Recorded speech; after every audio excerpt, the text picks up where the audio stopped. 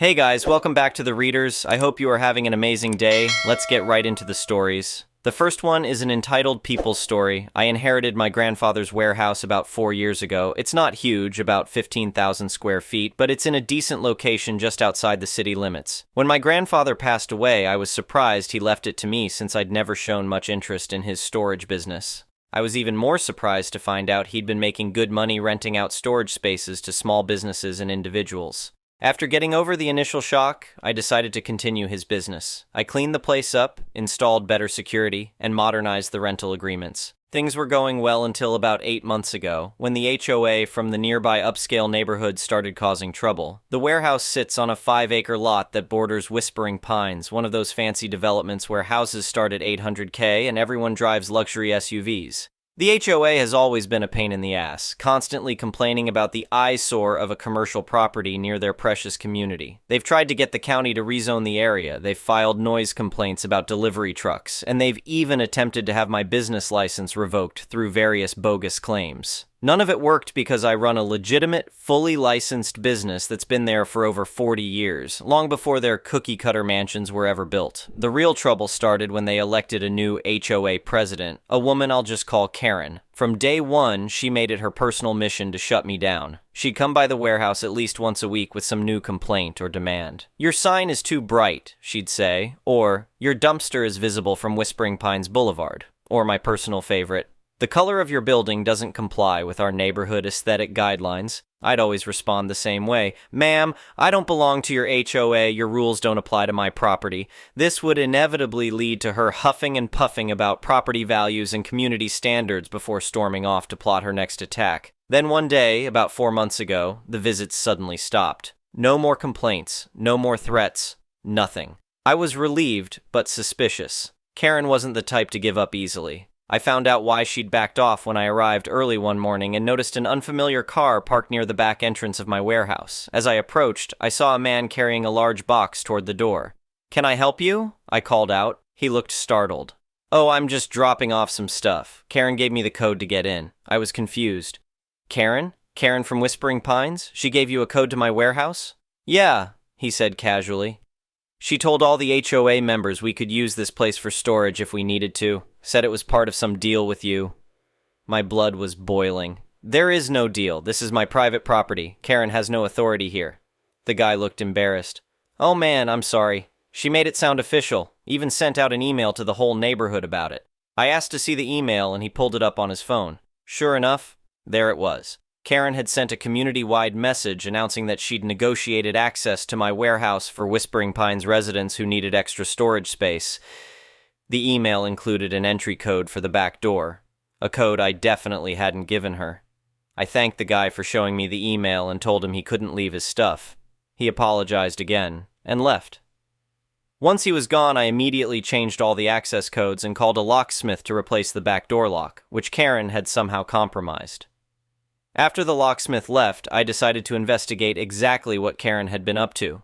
I checked the security camera footage from the past few months and was horrified by what I found. Dozens of Whispering Pines residents had been coming and going at all hours, using my warehouse as their personal storage unit. They were storing furniture, appliances, boxes of junk, even unused gym equipment. Some spaces were packed floor to ceiling with random household items. I was livid. Not only had Karen broken into my property and given access to others, but she'd also been effectively stealing from me. These people were using spaces I could have been renting out legitimately.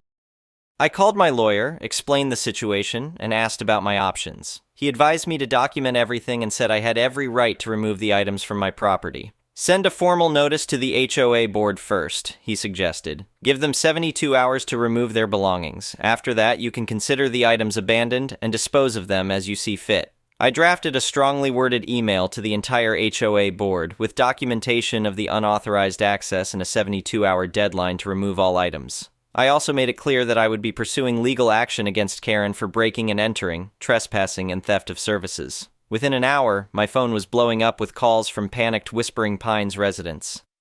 I let most go to voicemail, but I did answer Karen's call, putting it on speaker so I could record it, with one-party consent in my state. "What is the meaning of this email?" she demanded without even saying hello. "It's pretty self-explanatory," I replied calmly. You broke into my warehouse, compromised my security, and told people they could use my property without my knowledge or permission. That's illegal. You have 72 hours to get everything out, or I'll consider it abandoned property." "You can't do that," she screeched. "Those belongings are worth thousands of dollars. Some people are storing family heirlooms." "Should have thought of that before you broke the law," I said. "This is a business, not a charity. If these items are so valuable, people should have no problem coming to get them within 3 days." "This is completely unreasonable," she huffed. "We need at least 2 weeks." "The email stands 72 hours, I repeated. "You'll be hearing from our lawyer," she threatened before hanging up. The next day, a few residents came to collect their things, apologizing profusely and claiming they had no idea they weren't supposed to be there. Most said Karen had told them it was an arrangement she'd worked out as a community benefit, but the vast majority of the stuff remained untouched as the deadline approached. I received a letter from an attorney representing the HOA claiming I was acting in bad faith and demanding a minimum 2-week extension for item removal. My lawyer responded, reiterating the 72-hour deadline and pointing out that Karen's actions constituted breaking and entering, trespassing, and theft of services, all of which were criminal offenses we'd be happy to pursue if they wanted to continue this battle. The deadline came and went, with only about 20% of the items removed. True to my word, I now considered all remaining items abandoned property. But rather than just throwing everything in a dumpster, I had a better idea. I called a junk removal company and explained the situation. They were more than happy to come out and clear everything away, especially when I mentioned they could keep anything of value they found. I also hired a videographer to document the entire process, just in case the HOA tried to claim I'd damaged or stolen anything. The junk removal team arrived early on a Saturday morning, when I knew most Whispering Pines residents would be home to witness the spectacle. They brought 3 large trucks and a team of 8 workers. It was impossible to miss. As they started hauling out furniture, electronics, and boxes of who knows what, residents began to gather. Some were crying, others were angry, but most just looked shocked that I'd actually followed through on my threat. Karen arrived about an hour into the process, screeching to a halt in her Mercedes SUV. She came storming over, her face red with fury. "Stop this immediately," she demanded. "You can't just throw away people's belongings." "I'm not throwing anything away," I replied calmly. "I'm having abandoned property removed from my warehouse by a licensed junk removal company, as I clearly stated would happen after the 72-hour deadline." "This is theft!" she yelled, getting in my face. "No, what you did was theft. Theft of my services. You stole access to my property and gave it away to others. What I'm doing is completely legal." The deadline was clear, and most people chose not to collect their items. By this point, a small crowd had gathered, including several HOA board members who looked very uncomfortable. Karen turned to them. "Do something. Call the police." One of the board members, an older gentleman, stepped forward. "Karen, I think you need to calm down. From what I understand, you gave people access to this warehouse without the owner's permission. Is that true?" "I was negotiating a community benefit," she sputtered. "He wasn't using all that space anyway." The board member looked at me apologetically. "Sir, on behalf of the Whispering Pines HOA board, I want to apologize for this situation. It appears our president acted without board approval or knowledge." This was news to me, and apparently to the other board members as well, based on their surprised expressions. "You mean the board didn't approve this arrangement?" I asked. "Absolutely not," he replied firmly. "We would never endorse breaking into someone's property or using it without permission." All eyes turned to Karen, who was now looking less confident. "I was going to work out the details later," she muttered. "It was a temporary solution for residents who needed storage during renovations." The junk removal continued as we talked. The workers were efficient, clearing out furniture, appliances, and countless boxes. Some items were clearly valuable. I spotted a few antiques and some expensive-looking electronics. Other things were literal garbage that people had apparently been too lazy to take to the dump themselves. As the reality of the situation sank in, residents began approaching me directly, pleading for more time or asking if they could go through the trucks to find specific items. I stood my ground. "The deadline was clear," I repeated. "I gave fair notice." By mid-afternoon, the warehouse was completely cleared out. The junk removal company's trucks were full and they were pleased with the haul they'd gotten. I paid them their base fee, and they left with trucks full of abandoned property they could sell or scrap. As the dust settled, the HOA board members asked to speak with me privately. They apologized profusely for Karen's actions and assured me they would handle the situation internally. They also asked if there was anything they could do to make amends. I thought about it for a moment. Actually, yes. I've been trying to get approval for a new sign and some exterior improvements for months, but keep getting blocked by the county zoning board, which coincidentally has 2 Whispering Pines residents on it. Maybe you could help with that. The board members exchanged glances and then nodded. We can certainly help facilitate that. It's the least we can do. Over the next week, things moved quickly. Karen was removed from her position as HOA president and was facing potential legal action from several residents whose valuable items had been carted away. The HOA board, eager to make amends, helped push through my permit requests for improvements. They even offered to contribute to a landscaping buffer between my property and their community, which I accepted. But the best part? I now had 15,000 square feet of empty warehouse space that I could properly rent out to paying customers. I quickly found tenants for most of the space, nearly doubling my monthly income from the property. As for Karen, I heard through the grapevine that she'd been forced to sell her house and move away after multiple lawsuits from neighbors. Apparently, people don't appreciate having their family heirlooms given away to junk dealers. The HOA and I now have a respectful, if distant, relationship. They stay out of my business, and I maintain my property to reasonable standards. I even get Christmas cards from a few board members who, it turns out, are actually decent people when not being led by an entitled Karen. Looking back, I'm almost grateful for Karen's scheme. Without it, I might never have cleared out the warehouse and maximized its earning potential. My grandfather would be proud. He always said, sometimes you have to stand your ground to come out on top. In this case, standing my ground led to a more profitable business, a more cooperative relationship with my neighbors, and one less entitled Karen in the world. That's what I call a win-win-win. Update, 6 months later. It's been 6 months since the whole warehouse debacle with Karen and the HOA, and I wanted to provide an update since so many people have asked.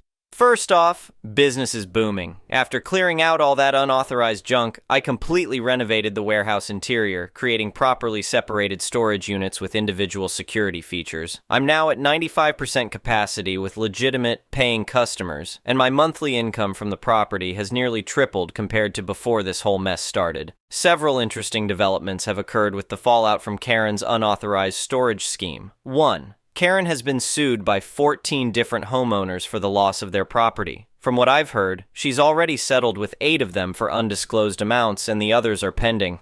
Her legal fees alone must be astronomical. 2. The police actually conducted an investigation into how she obtained the access code to my warehouse. Turns out she had hired a sketchy security consultant to help her break in. Both she and the consultant are facing criminal charges for breaking and entering. 3. The HOA board made good on their promise to help with my permits. My new sign is up and the exterior improvements look great. They also paid for professional landscaping along our shared border, which includes a nice privacy hedge and decorative fencing. My property value has increased significantly as a result. 4. Remember that junk removal company? They found some surprisingly valuable items among the abandoned property, including a collection of rare vinyl records, some high-end power tools, and even a few pieces of jewelry that had been forgotten in a dresser drawer. The owner of the company felt so bad about the situation that he tracked down the original owners of the most valuable items and returned them.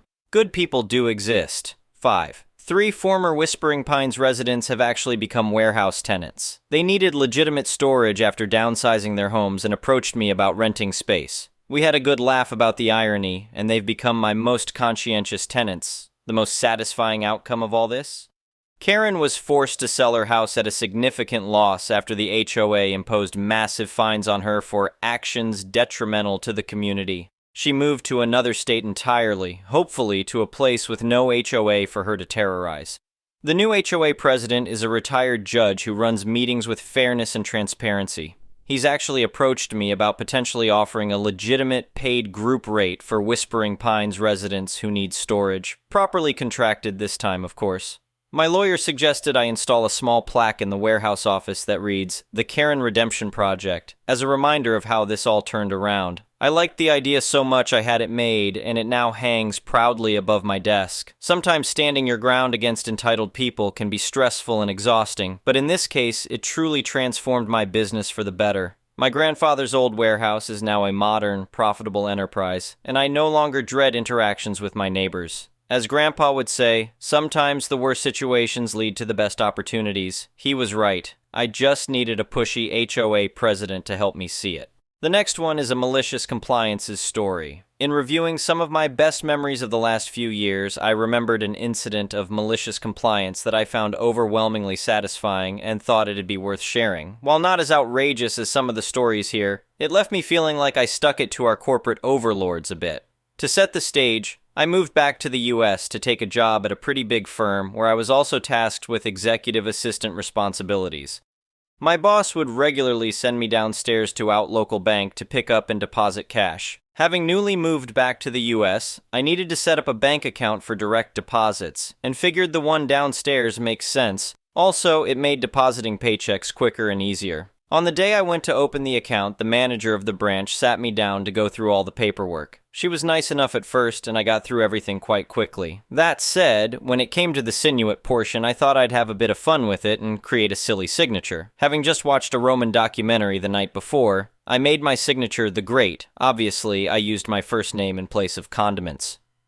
The manager did bat an eye at this, assuming she didn't read it, and said she'd process everything and give me a call when my card is ready to collect.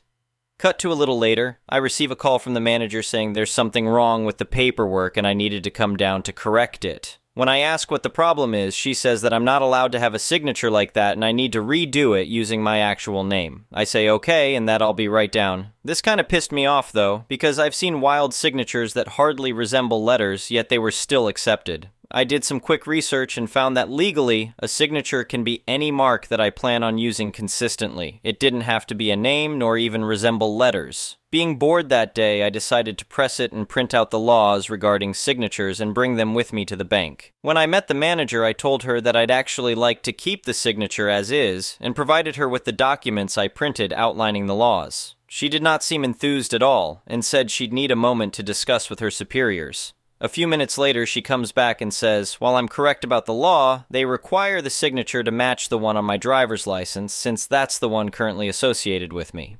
I pushed back and mentioned that I wanted to have a new signature, but she was firm on it matching my ID or they wouldn't open my account. Cue malicious compliance. I realized then that since the state I moved to was different from the one I lived in before, I had to legally update my license, so I told the manager I'd think it over and get back to her soon. I hurried upstairs and made a DMV appointment for later that week to get a new license. The day of the DMV appointment, I brought everything I needed to ensure I walked out with a new license. When it was time for me to provide a signature for the license, I again wrote the Great and was again met with pushback. The teller literally said, "Sir, this is the DMV and we don't play games like that." Well, I wiped out the law to show them that I am actually allowed to use this as my signature, and the teller's ego deflated real fast. Long story short, I walked out that day with a shiny new license and my new signature. I drove directly from the DMV back to the bank and met with the teller. I told her that I will agree to sign the documents using the same signature on my license. I don't think she could have looked any more smug. She took me back to the office and sat me down to resign the documents, and I did so as the Great. When she say this, she practically started shouting about how I'm wasting their time and either need to get serious or they'll have me escorted out. This is when I slowly removed my brand new ID and slid it across the desk. Her face went blank, and I honestly couldn't tell what she was thinking. She asked me to leave the office for a moment so she could make a call. 10 minutes later, she comes out and says, while my signature does match the one on my license, they are just refusing to do business with me and asked me to leave. Not knowing the legality of that, I said okay and accepted defeat.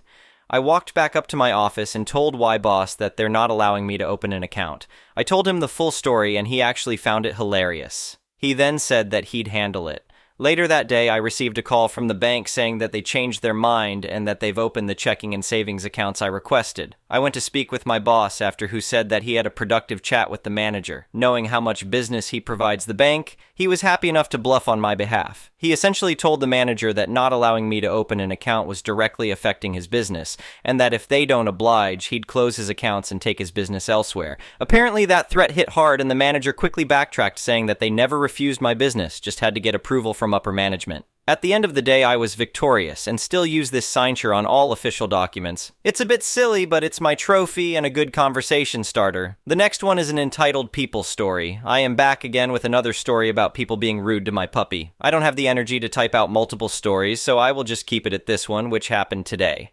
I have a 10-month-old European Doberman who is training to be a service dog.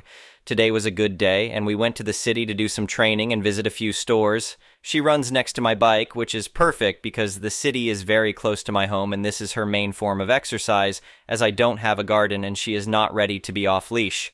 Anyway, on my way home, we were waiting for a red light. It's at a bit of an odd crossing where if there's more than 2 or 3 people, the line blocks a different cycling lane. Usually there are no people going the direction it blocks off though, so when I was standing there I wasn't looking around. I was looking at my dog and making sure she was sitting, reaching for a treat because she was doing well. Apparently there were some cyclists trying to pass, but because the lady who was ringing her bell didn't have a bell, but one of those clown horns you'd find at a carnival store, it did not register in my mind that a cyclist was trying to get my attention. We were on a busy crossing, and to me it sounded like someone was just being loud and annoying, maybe some kids. Whatever the case, it was obvious I didn't realize someone was trying to pass because I didn't look up from what I was doing. I finally realized what was going on when they did finally pass me. Not sure if there was space all along or if the cyclists behind me made space, but all I know is that when this one lady, the one with the horn, rushed past me, she informed me that if that beast steps back, I will hit it. Such a kind and reasonable response for making you wait for no more than 3 seconds. Like that was literally all it was. All she did was make a fool of herself. My dog just sat there perfectly, and everyone who was waiting as well were as perplexed as I was. The lady in front of me was saying how rude that was. I jokingly said that my dog was raised better than that woman'll. Could I have paid attention a little better? Yes, but I don't think that justifies such a comment. If she was terrified of dogs, she could have waited for a moment or tried to get my attention in some other way, or just pass without saying anything. This was literally the 3rd time in about an hour that someone was this rude to me. Just 10 minutes before that, a worker at a store got very angry at me for bringing my dog inside because she didn't see that she is a service dog in training. But instead of apologizing, after I politely explained she is a service dog in training, she scoffed and shot me a glare when I walked out. They didn't send me away, but I didn't feel welcome and wanted to train somewhere else where I did feel welcome. I wouldn't say that classifies as entitled, and of course she is within her rights to tell me this, though it doesn't need to be rude, but it does remind me of something I find myself asking a lot lately. Why do we feel the need to be so angry with each other all the time? Why can't we just talk to people anymore? Anyway, I hope you guys enjoyed this story. Puppy is doing well, by the way. We have our ups and downs, but lately it's been great, and she is such a well-behaved dog. Thank you for watching. I would really appreciate it if you could like the video and subscribe to our channel if you haven't already. We'll see you again tomorrow.